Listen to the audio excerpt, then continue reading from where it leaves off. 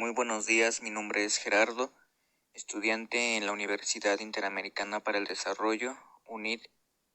El día de hoy les voy a hablar acerca de la audiencia constitucional, a lo que se refiere al acto procesal que se desarrolla durante la tramitación del amparo indirecto,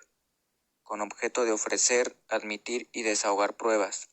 formular alegatos por las partes y el Ministerio Público, y dictar a su vez la sentencia relativa, resolviendo si se concede, niega o sobresee el amparo solicitado por el quejoso contra el acto reclamado de la autoridad responsable. El artículo 147 de la Ley de Amparo proviene que, al admitir la demanda, el juez de distrito, en el mismo auto, pedirá informe con justificación a las autoridades responsables y hará saber dicha demanda al tercero perjudicado, si lo hubiere, y por último, señalará día y hora para la celebración de la audiencia constitucional, a más tardar dentro del término de 30 días. Por otra parte, el artículo 151 de la misma ley establece que las pruebas deberán ofrecerse y rendirse en dicha audiencia. Por último, el diverso 155 dispone que, abierta la audiencia, se procederá a recibir en orden las pruebas, los alegatos por escrito y, en su defecto o caso, el pedimento del Ministerio Público, y acto continuo se dictará el fallo que corresponda. Se le denomina audiencia constitucional porque en ella las partes aportan los elementos necesarios para que el juzgador pronuncie una sentencia propiamente constitucional. Ahora bien, si nos vamos a los principios procesales que rigen dicha audiencia, comenzaremos mencionando que el trámite de la audiencia constitucional se encuentra regido por los principios procesales de continuidad, unidad y concentración. El principio de continuidad de la audiencia constitucional consiste en que en esta se reciban las pruebas, los alegatos, el pedimento del agente del Ministerio Público y se dicte la resolución correspondiente. En términos generales, se refiere a una pluralidad de actos que se actualizan en momentos diversos e integran como una sola unidad la facultad ejercida. Por su parte, el principio de unidad, reconocido implícitamente en el primer párrafo del artículo 155 de la Ley de Amparo, obliga a celebrar la audiencia en un solo acto procesal y formular el dictado de la resolución correspondiente.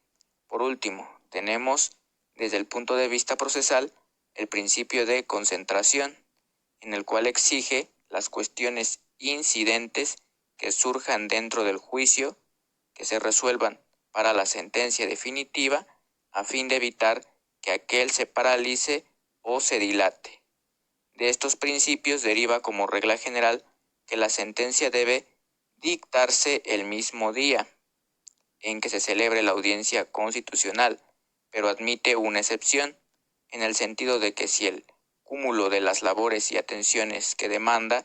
el juzgado de distrito impide el dictado de la sentencia el día de la audiencia, podrá válidamente emitirse con posterioridad, lo cual encuentra justificación en el hecho del que tanto el artículo mencionado,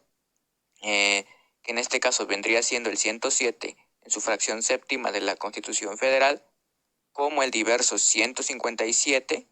exigen que la audiencia constitucional y la sentencia respectiva se lleven a cabo en un acto procesal continuo,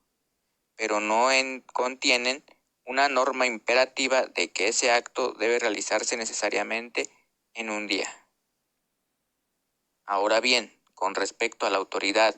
ante quien se desarrolla dicha audiencia constitucional, mencionamos los artículos 145 y 146 de la Ley de Amparo, a lo cual refieren al estudio que hace el juez de distrito del escrito de la demanda para admitirlo o desecharlo, mientras que el diverso 147 prevé la admisión cuando el juzgador considera procedente la pretensión ejercitada. El auto admisorio sirve igualmente para pedir a la autoridad o autoridades responsables su informe justificado, para correr traslado de la demanda al tercero perjudicado, si lo hubiera. Y por último, señalar día y hora en que se debe celebrar la audiencia constitucional en un término que no debe excederse a los 30 días. Ahora bien, si nos vamos a cuándo hay suspensión de la audiencia constitucional, nos podemos ir al artículo 153 de la Ley de Amparo, en el que menciona: si al presentarse un documento por una de las partes, otra de ellas lo objetare de falso, el juez suspenderá la audiencia para continuarla dentro de los 10 días siguientes. En dicha audiencia se presentarán las pruebas y contrapruebas relativas a la autenticidad del documento. Y bien, de momento sería todo, lo básico de lo que es la audiencia constitucional. Les repito mi nombre, Gerardo, estudiante en el 8º cuatrimestre de la licenciatura en Derecho en UNIT. Y bueno, muchas gracias, hasta la próxima.